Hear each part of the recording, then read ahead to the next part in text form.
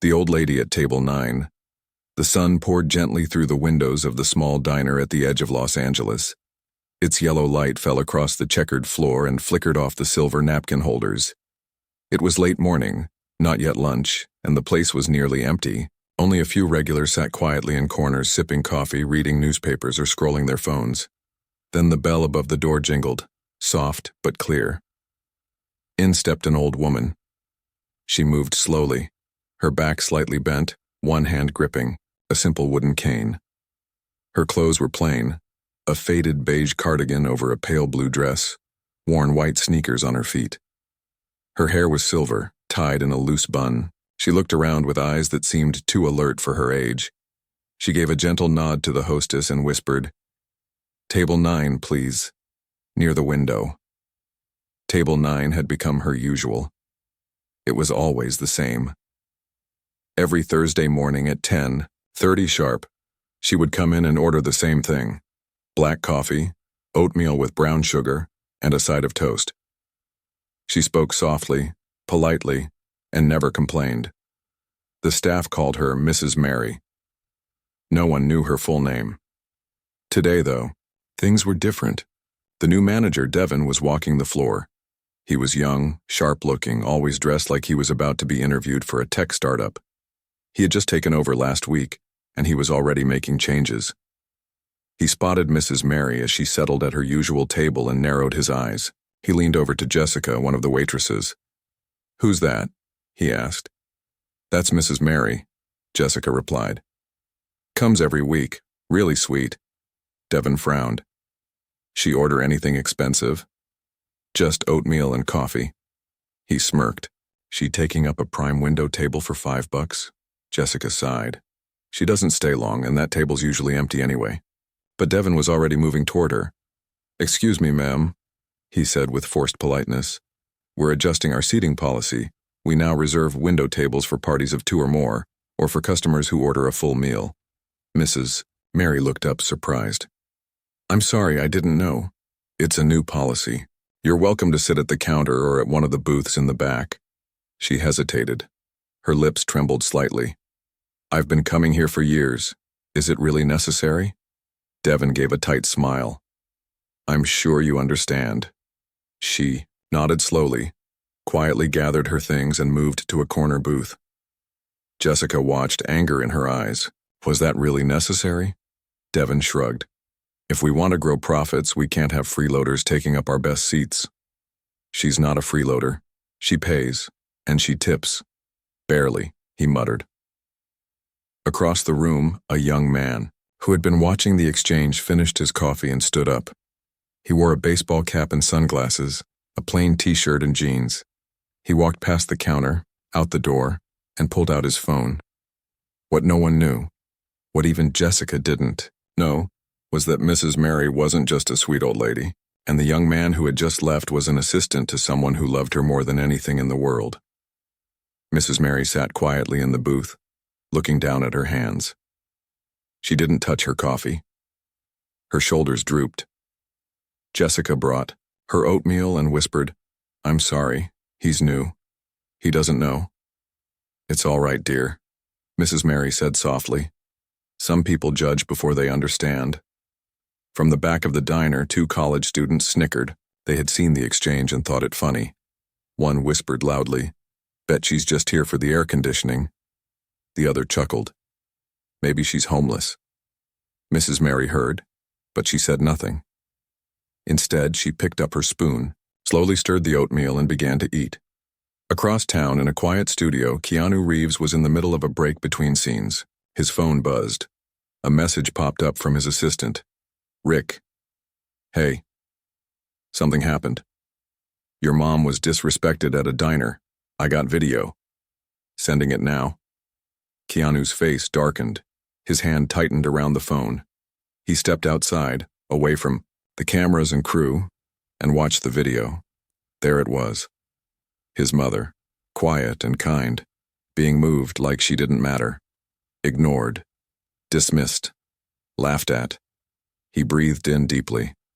Then he looked at his driver. "We're going," he said. Now, back at the diner, Devin was giving instructions to the cooks when the bell above the door rang again. He barely glanced up, until Jessica gasped. Is that Keanu Reeves? Every head turned. Silence fell like a blanket. Keanu walked, in calm and quiet, wearing the same jeans and t-shirt, but now with his sunglasses off. His eyes searched the room until they landed on Mrs. Mary, still sitting quietly in her booth. He walked over to her and knelt beside her seat. "Mom," he said gently, "are you okay?" She smiled, softly, as if the morning had already faded. "I'm fine, sweetheart." He turned toward the manager, who was now pale.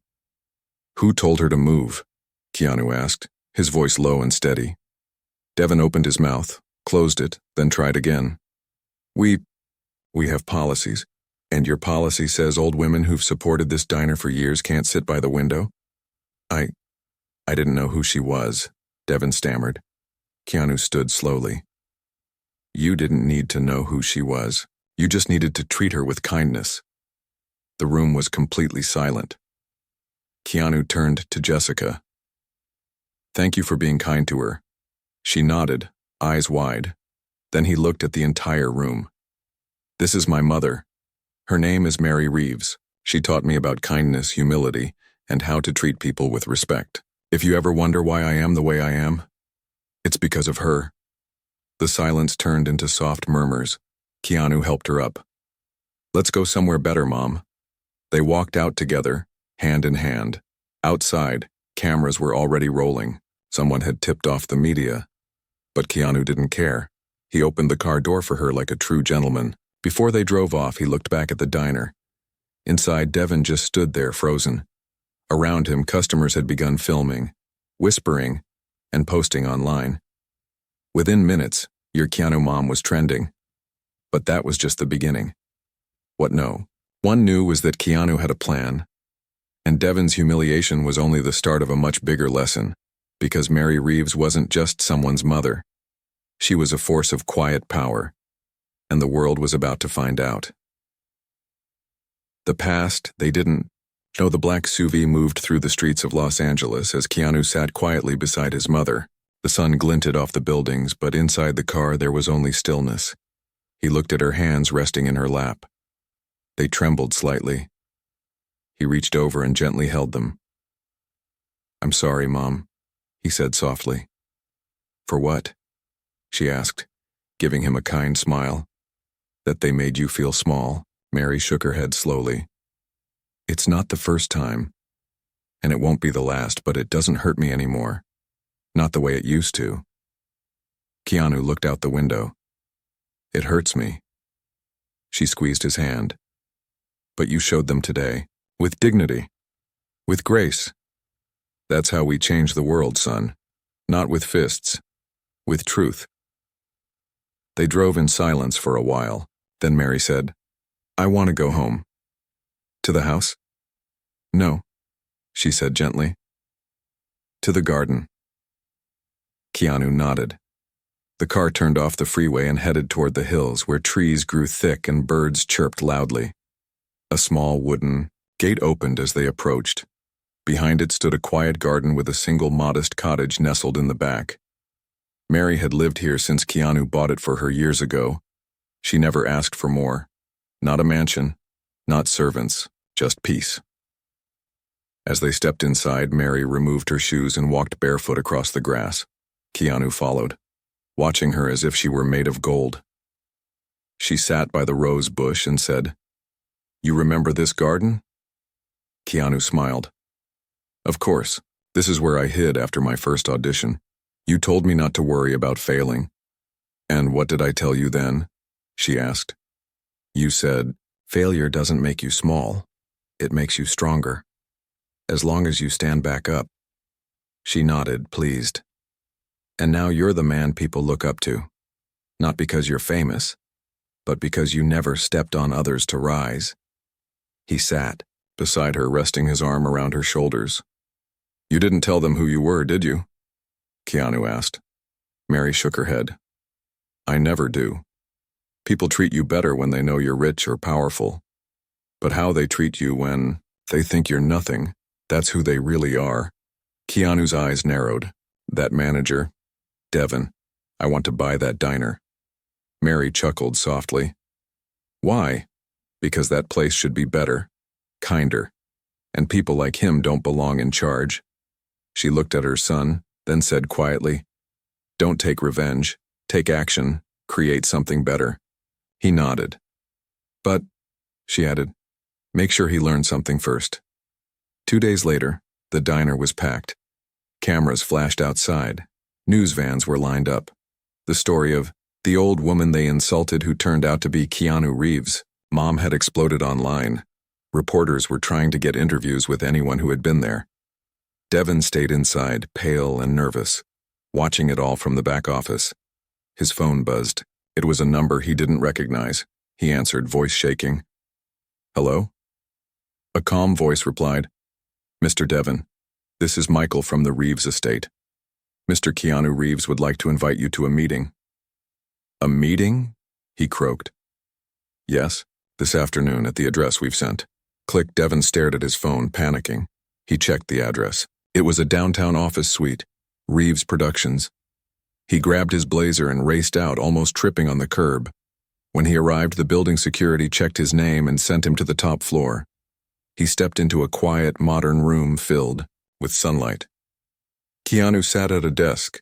Beside him was Mary. Devin blinked, surprised. You're here too? Mary smiled softly. I always sit in when my son needs me. Keanu gestured for him to sit. Do you know why you're here? Keanu asked calmly. To apologize? Devin said, sweating. No, Keanu replied.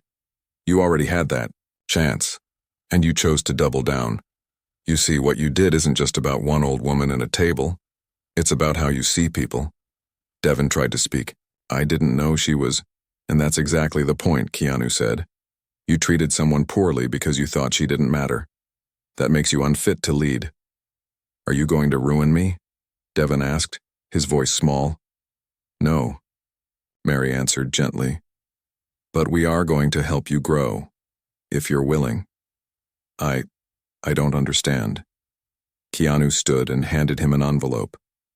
You're no longer the manager of that diner, he said. I've bought it, and I'm turning it into a community cafe. Low prices, fair treatment, and free meals for seniors. Devin stared in shock. But, Keanu continued, you'll be given another job. Only if you agree to work your way back up. From the bottom. What job? Dishwasher, Mary said with a smile. For 6 months, then maybe server. If you treat people with respect, we'll see where it goes from there. Devin was silent. He looked at Mary.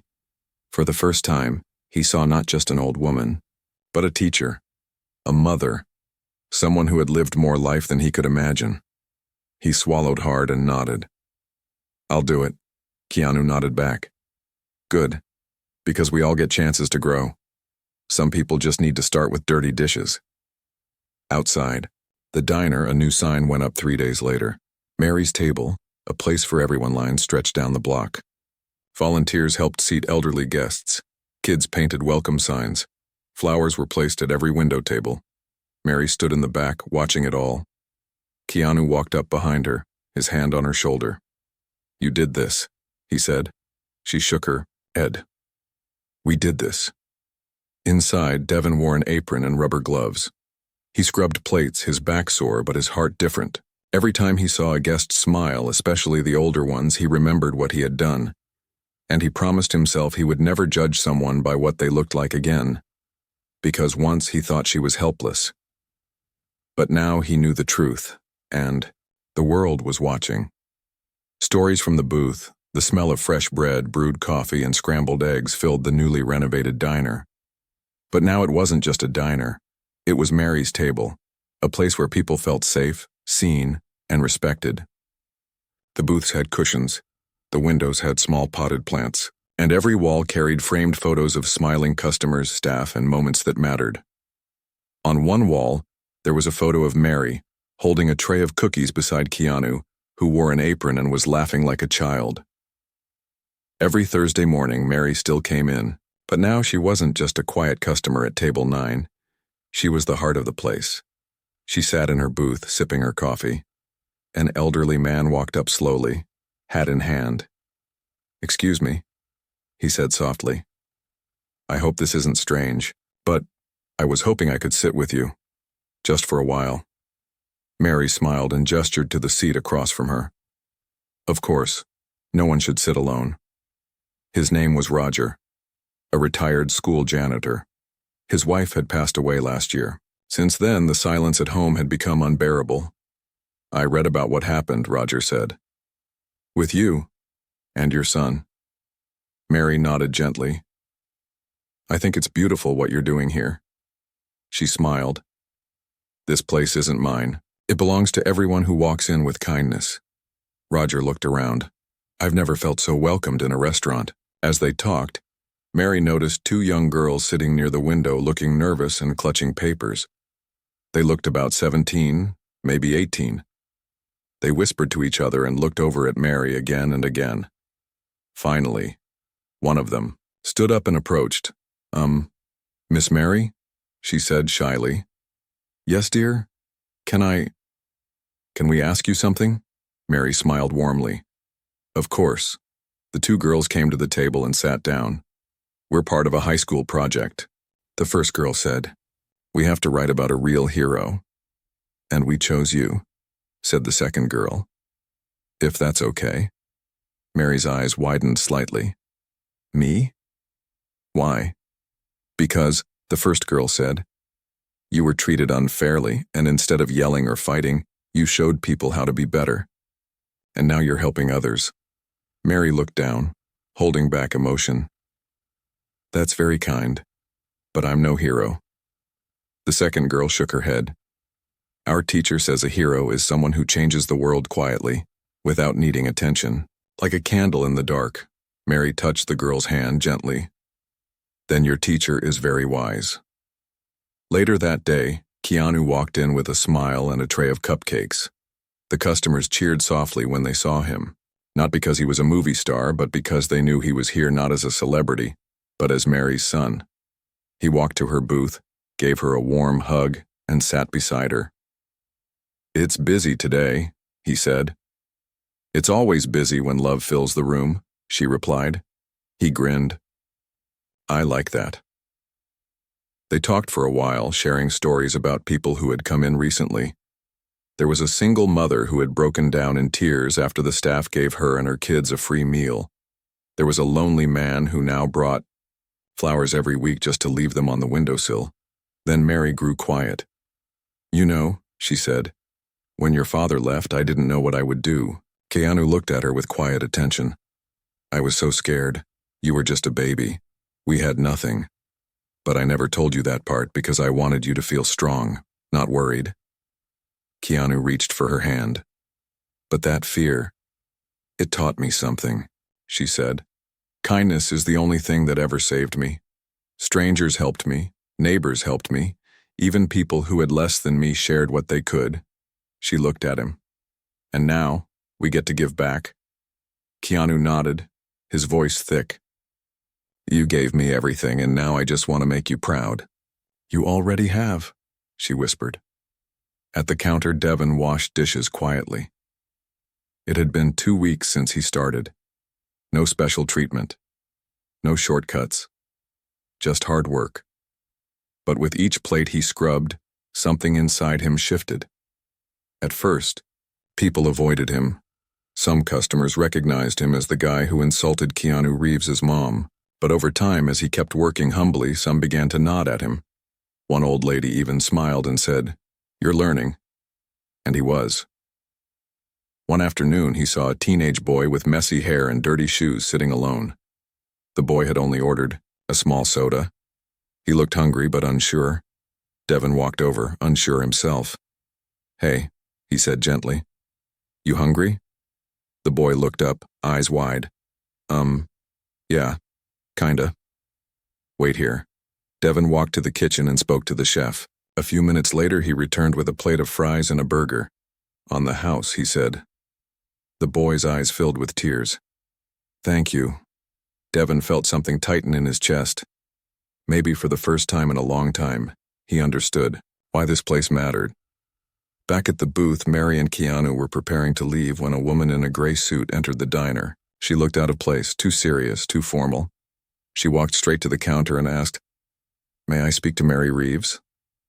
Devon pointed to the booth. Mary looked up as the woman approached. "Mrs. Reeves," she said, "I'm from the city council. I wanted to speak with you privately if you have a moment."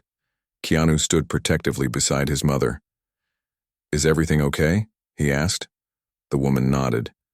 "Better than okay. We've received over 300 letters from citizens across the city, people asking us to honor you, your work, your story." Mary looked surprised. "I didn't do anything special." "You've done more than many of us in power ever do," the woman said. "You've changed hearts, and we'd like to name a community service award after you, the Mary Reeves Kindness Award." The entire diner went silent. Then soft applause began. Mary's eyes welled up. "I don't know what to say." "Just say yes," the woman smiled. "Yes," Mary whispered.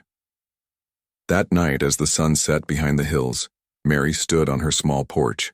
Keanu joined her, bringing 2 mugs of tea. They looked at the stars together. "I never thought my life would turn into something like this," Mary said. "You gave your whole life to helping others," Keanu replied. "The world is just now catching up." Mary nodded slowly. "I just wish your father could see this." Keanu looked at her carefully. "You still think of him?" "Sometimes," she said. "Not with pain. Not anymore, but with understanding. He wasn't ready to be strong, but that doesn't mean I can't forgive him." Keanu nodded. "You're stronger than anyone I know." She smiled. "I had to be, for you." And as the stars filled the sky, Mary Reeves, once dismissed as a helpless old woman, was now a name that stood for grace, strength, and the kind of love that rebuilds the world. The letter with no name. A month had passed since the diner reopened as Mary's table. The warmth in the air felt different. It was the kind of place where strangers became friends. Laughter flowed as easily as coffee, and every wall whispered stories of change and second chances. Mary still came every Thursday at 10:30. Her table was always ready, decorated with a small vase of fresh sunflowers. Sometimes she brought cookies, sometimes she just listened. People came not just to eat, but to talk to her, to sit by her, to feel seen. One Thursday morning, Jessica handed Mary a white envelope. "This came for you," she said. No name on it, just said "for Mary." Mary opened it slowly. Inside was a handwritten note. "Dear Mary, I was once like the man who insulted you. Proud, shallow, selfish. I saw people as tools or obstacles, never as stories. But then I saw your story, and something broke inside me. In a good way. I haven't spoken to my mother in 10 years. I left after blaming her for things she couldn't control. After watching how you forgave the world, I realized I needed to forgive her and ask her to forgive me. I'm flying home tomorrow. Thank you for waking me up. Sincerely, just a son who wants to do better." Mary folded the letter slowly. Tears slipped down her cheek, but she smiled. "Everything okay?" Jessica asked gently. Mary nodded. "Yes, more than okay." Outside the diner, reporters had stopped coming. The internet had moved on to the next viral story. But the real story kept unfolding quietly in the lives of people who walked through the door. Inside the kitchen, Devon was now a server. He had earned the staff's respect. Not with apologies, but with actions. He showed up early, stayed late, learned every name of every customer, and he never took the front window seat for granted. But one evening, something happened that shook him. He had just finished clearing table 5 when a man walked in. Tall, sharp suit, briefcase in hand, clean-shaven, but with eyes that looked like they had seen too much. The man walked to the counter and asked, "Who's in charge?" Jessica looked up. "That would be Mary or Keanu, depending on the day." "Is Mary here?" "Not today. May I help you?" He handed her a card. "Jack Moreno, Property Development and Finance. I'm offering to buy this building," he said. "I have an offer ready, above market value." Devon stepped forward. You want to turn this into what? Another chain cafe? Jack smiled slightly. I plan to renovate, upscale it, modernize it. You mean erase everything that makes it special? Devin asked. Jack's smile faded. It's just business. This kind of warmth doesn't scale. This kind of warmth saves people, Devin said. Jack shrugged. Talk to the owners. The offer expires in 5 days. He turned and left. Devin stood still, heart pounding. The idea of this place disappearing made his hands shake. Later that evening, he waited outside Mary's cottage. The porch light was on. The roses were blooming. He knocked softly. Mary opened the door, wearing a thick sweater and holding a cup of tea. Devin, she said with a kind smile. Come in. He sat nervously, not touching the tea she offered. I have to tell you something, he said. A man came today, a developer. He wants to buy the diner. Mary stayed quiet, listening. He says it's just business, that the love in that place won't last, that it won't make money, and he's offering a lot. Mary nodded slowly. People like him never see the soul of a place, only the surface. Will you sell? No, she said softly. But I won't fight with money. We'll fight with meaning. How? Devin asked. By reminding the world what we stand for. Keanu arrived at the diner early the next morning. Mary told him everything. He stood still for a long moment, then looked at the staff. We're not selling, but we need to act fast, because this is more than a diner. This is a message. What do we do? Jessica asked. Keanu turned to Devin. How do you feel about telling your story? Devin blinked. What do you mean? I mean, if the world hears what you learned here, maybe they'll fight with us. Maybe they'll see why Mary's table matters. Devin looked nervous. I don't want to be on camera. Then write, Mary said gently. Tell the world from your heart. The next day, a blog post went live. I was the guy who told Mary to move. Here's what I learned. It was Devin's story, raw, honest, full of guilt and growth. It spoke of shame, second chances, and the day he gave food to a hungry boy because he remembered what it felt like to be empty inside. By nightfall, it had been shared over 70,000 times. Comments flooded in. This changed how I see people. Mary's table reminds me of my grandma's kitchen.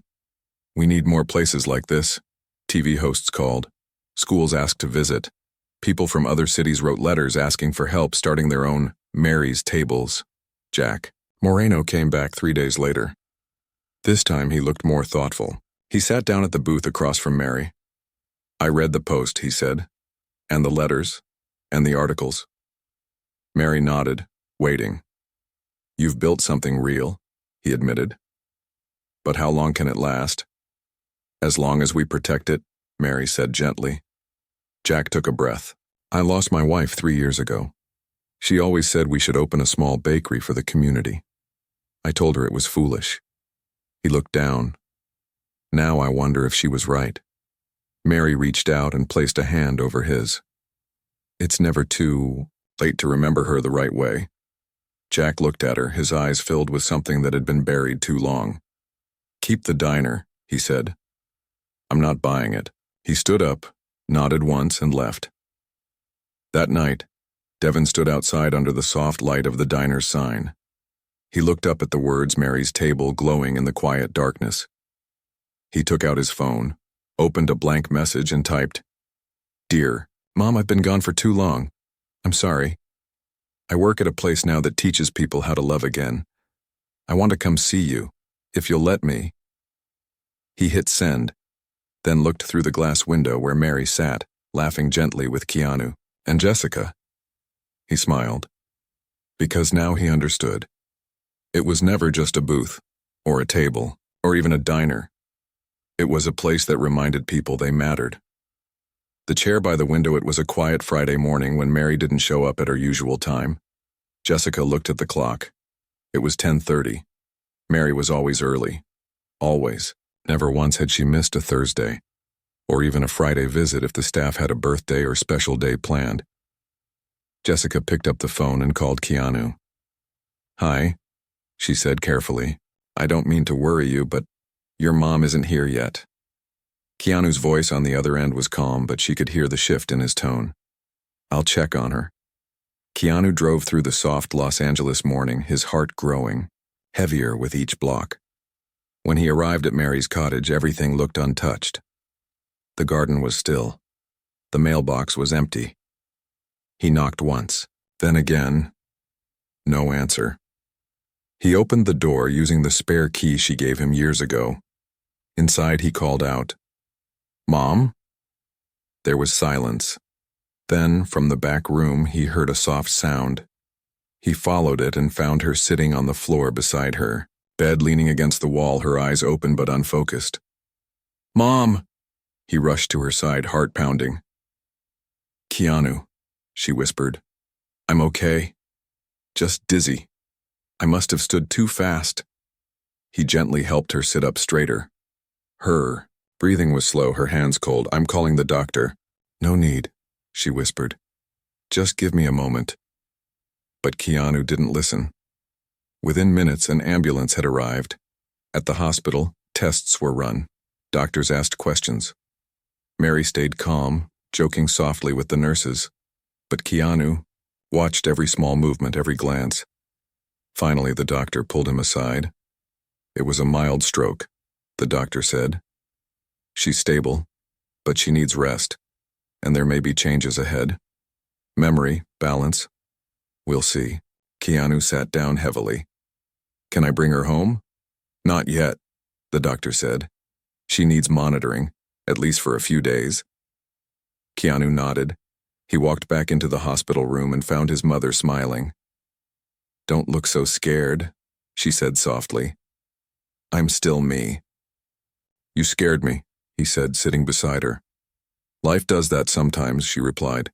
He held her hand. "You've taken care of everyone for so long," he said. "Let me take care of you now." She smiled. "You always have." News of Mary's health spread quickly. Jessica put up a sign at the diner window. "Mary is resting. Please keep her in your hearts." The regulars brought cards, flowers, stories. An old man dropped off a handwritten poem. A child left a crayon drawing of Mary with a golden crown and wrote underneath, "Queen of Kindness." A single mother cried as she gave Devin a letter saying, "Mary helped me believe in people again." Every day, Keanu came to the diner with updates. "She's getting stronger," he told them one evening. But the truth was, Mary's energy had changed. She was still full of grace and strength, but it was slower now. Quieter. Sometimes she forgot little things. Other times she just stared out the hospital window, watching birds without speaking. One day, Keanu sat beside her and asked, "What's on your mind?" Mary was silent for a long time. Then she said softly, "Do you remember that time I baked cookies and forgot the sugar?" Keanu smiled. "You gave them to the neighbors anyway. They were kind enough to smile and pretend they liked them." He laughed. "You taught me to find joy even in burnt cookies." She looked at him. "I don't want to forget the good parts." "You won't." "What if I do?" Keanu leaned closer. "Then I'll remember for you." She looked at him, eyes misty. "Promise me one thing, anything. If I can't come back to the diner, don't let it fade. Don't let the message fade." Keanu nodded. "I promise." A few days later, Mary returned home under special care. A nurse came daily. But every evening, Keanu cooked dinner. Every morning, he read her letters from the diner. And every Sunday, they sat in the garden together. But Mary never returned to the booth at Mary's table. Instead, one morning, Keanu arrived at the diner, carrying something large. A wooden chair. Handcrafted, smooth, polished, with carved roses across the top beam. He placed it at table 9 beside the window. A small plaque on the back read, "Mary's Seat. Forever open, forever loved." The whole staff gathered. Jessica cried quietly. Devin placed a small photo frame on the table, Mary smiling, holding a pie. Keanu stepped back. "She's still here," he said, voice full of emotion. "Even if she isn't sitting in this chair, Her spirit is in every smile, every kind word, every second chance. A customer stood and began clapping softly. Then another. Within seconds, the entire diner was filled with applause. Not loud, not wild, but deep and full of respect. That evening, Keanu sat with Mary in her garden and showed her photos of the chair. She smiled. "It's beautiful," she said.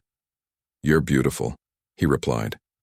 "Promise me something else," she whispered. "What is it? Promise me. When I'm not here, you'll let others tell their stories, not just mine." Keanu nodded slowly. "We'll call it Mary's Circle. Once a week, someone will share a story. About kindness, about growth, about anything." She smiled. "Good," she said, closing her eyes. "Then it will live on." And so it began. Every Saturday night, Mary's table turned down the lights, placed candles on the booths, and opened the floor. People came forward, young, old, rich, poor, and told their stories. A homeless man who had found shelter, a teacher who forgave a student, a mother who reunited with her child after years apart. Each one ended the same way. Because someone showed me kindness. I am still here, and above it all, by the window, the wooden chair sat quietly. Mary's seat, a reminder, a memory, a promise. The last story Mary told it was a soft Sunday morning. The wind carried the scent of roses, and the sky was painted with quiet shades of pink and gold. Inside Mary's cottage, Keanu sat by her bedside, reading aloud from a notebook filled with messages people had left at the diner. "And she held my hand when I had no one," he read, voice gentle. "I don't remember what she said, but I remember how I felt, like I was worth something." Mary smiled faintly. "I remember her," she whispered. She wore a yellow scarf. Keanu looked at her with love that ran deeper than words. "Mom," he said, "do you want to rest?" "Soon," she replied, "but not yet." Her voice was softer now, like morning fog. "Tell me something," she said after a pause. "Do people still come to the chair?" "Every day," he said. "Some leave flowers, others sit and say thank you. One little girl left her drawing there last week, said it was her safe chair." Mary chuckled. "Safe chair. I like that." They sat in silence for a while. The room was still but not heavy. It was peaceful, like the world had slowed down for them. "Keanu," Mary whispered, "I want to tell you one last story." "I'm listening." She closed her eyes as if she were seeing it all again. "Years ago, before you were famous, before you were even grown, I was walking in a storm. It was raining so hard I could barely see. I didn't have an umbrella. I was just walking, soaked, tired, scared." "I remember," Keanu said. "You came home shivering. But do you remember the part I never told?" He shook his head. "There was a man," she whispered. "A stranger. He stopped his car, offered me his coat, didn't ask for anything, just gave it, and left." Keanu's eyebrows lifted. "I wore that coat all winter," she continued.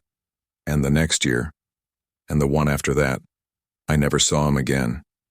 But I promised myself, if I ever could, I would be that coat for others, that little moment of warmth." Keanu's eyes filled with tears. "And you were," he said, "for so many." Mary smiled, her breathing slower now. "Promise me you'll keep being that coat, even when I'm gone." He held her hand gently and whispered, "I promise." Mary passed peacefully that evening. The nurse said it was like she had simply drifted into sleep. Keanu stayed by her side for hours, holding her hand, thanking her for every moment. The next morning, Mary's table opened with a black ribbon on the door. There was no music, no laughter, only soft piano playing from an old speaker and the quiet sound of people entering, one by one, to sit at her booth, to leave flowers, to light a candle. Devon placed her favorite teacup on the table. Jessica folded a napkin the way Mary used to. Keanu sat at her seat reading each note aloud as guests came in. An old woman stood near the window and whispered. I never spoke to her. but I felt her spirit every time I walked in. A young man said, "She forgave the world, even when the world didn't deserve it." A little girl left a rose and said, "I miss the cookie lady." A week later, the mayor of Los Angeles declared that the second Saturday of every June would now be known as Mary Reeves Day, a day to perform small acts of kindness in her memory. Schools started teaching her story. A charity fund was launched in her name to help elderly people struggling with food and rent, and Mary's circle grew bigger. People from other states began to join online, sharing their own stories of forgiveness, growth, and hope. But Keanu knew that the real legacy wasn't in the speeches, it was in the moments no one saw, like the young waitress who now paid for a homeless man's meal every Friday, or the grumpy man who started smiling after hearing a boy's poem during story night, or Devin, once bitter, now mentoring new staff with care and patience. And most of all, it was in the chair, still by the window, still holding space. One quiet evening, Keanu sat in the garden by himself. The sky above was dark but full of stars. He looked up and spoke softly. "Mom, I'm keeping my promise. I'm being the coat." And somewhere deep inside, he felt it. Her smile, her warmth, her love. Not gone, just everywhere.